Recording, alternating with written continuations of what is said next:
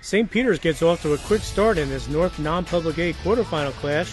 Watch Nick Galasso send this blast to deep center field as it rolls to the fence, allowing Galasso to race around the bases for a solo homer, and St. Peter's takes a 1-0 lead here in the top of the first.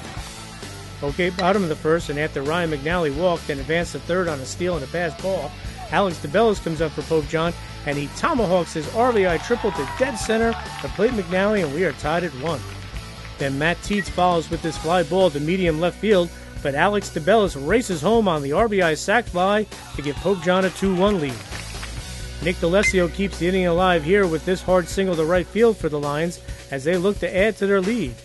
But St. Peter's gets out of the inning here as pitcher Paul Papasino gets the strikeout looking, and it's 2-1 Pope John after 1 inning of play. Top of the second we go, and Ryan O'Connor singles to center with 2 outs for St. Peter's as it looks to tie the game. But the Lions end the inning here with some heads-up defense. Watch Pope John first baseman Connor McGlynn knock down Rich Pardo's grounder, and he flips it to a hustling Brendan Mayers for the out at first. Nice play by the Lions. Okay, bottom of the second with 2 outs, Glenn Gavin steps into the box and belts this double to the left field corner, and Pope John looks to add to its lead. And the Lions do here. Watch Matt Ackerman deliver this line drive RBI single to center field to chase home Gavin, and Pope John takes a 3-1 lead after 2 innings. All right, we move to the top of the fourth, and Jack McNulty rips this single to left field with 2 outs for St. Peter's. Then Jason Villano puts runners on second and third here with this double to the fence and left, and St. Peter's is set up, but the Lions escape and it stays 3-1 Pope John. Top of the sixth, and PJ pitcher Brendan Mayers ends a 1-2-3 inning here as he gets Jack McNulty to hit this foul fly ball to right as Ryan McNally chases it down to end the inning with Pope John leading 3-1. All right, bottom of the sixth, and Sam Redwood's grounder finds right field here with 1 out for the Lions as they look to tack onto that lead. But Redwood is gunned down trying to steal second. Watch the nice throw by St. Peter's catcher Cesar Valero, and we go to the top of the seventh with Pope John leading by 2, 3-1. Okay, top of the seventh, and Brendan Mayers is dealing.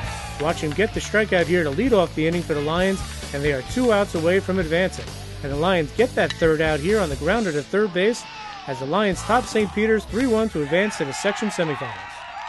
Definitely it was a good pitcher performance by Brendan, so we got to build off that. We got to hit the ball a little bit better.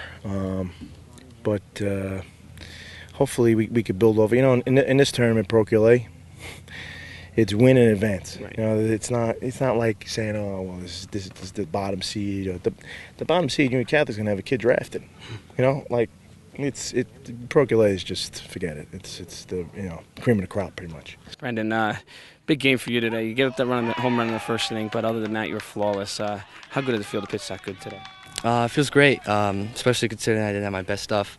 Battled through a few injuries, and just to beat a team like St. Peter's and move on to the semis is good. Feels good. Mayers is just, I don't know how to describe him. He's such a bulldog out there. You know, everyone says it. I can't say it enough. Kid is amazing. He never lets anyone down. He's sick today, actually. He still went out there and pitched his heart out. Got another win. He's about 8-0, I think. Big triple there in the first inning. How good was that to get you guys off to a nice start there? It was nice. I think we were down 1-0 at the time. Tie the lead. Brendan on the hill. Obviously, a big thing. So we knew Brendan would come back and not let any big hits after that. So that was good. All 3 or 4 years here so far, just one of the best players I've ever played with. The ball was high at his neck almost. I don't know how he got on top of it, but he did, drove it, scored a run. That's what we needed. Big players come in big spots, and that's why Alex and Brendan come play in the big spot. And they, like I said, Del Barton last year, Del Barton this year, it was county tournament. Big players come up, step up in big spots. Matt, you had a sacrifice fly there in the first inning. Describe that pitch there. He was throwing me change-ups, curveballs, first couple of pitches. Then I adjusted a little bit, saw a couple, and then just turned on one a little enough to get it out of the infield. Alex is fast at third, tagged up, scored.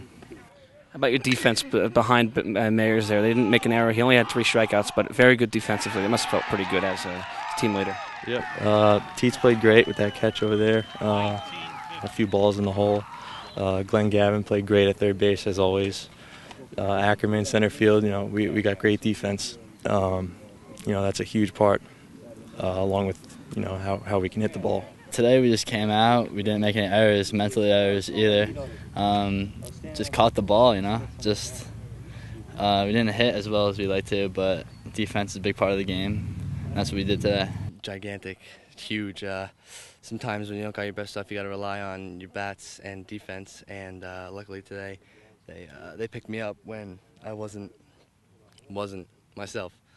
And it's just good to know that you have a defense like that. We knew coming in that they were going to swing the bat. So, I toyed with the idea of not maybe throwing Brendan for 4 and then bringing him back, but we knew they were going to swing it. So obviously, Brendan kept the ball down and made them ground a lot of balls out, a little pop-up. So he pitched well today.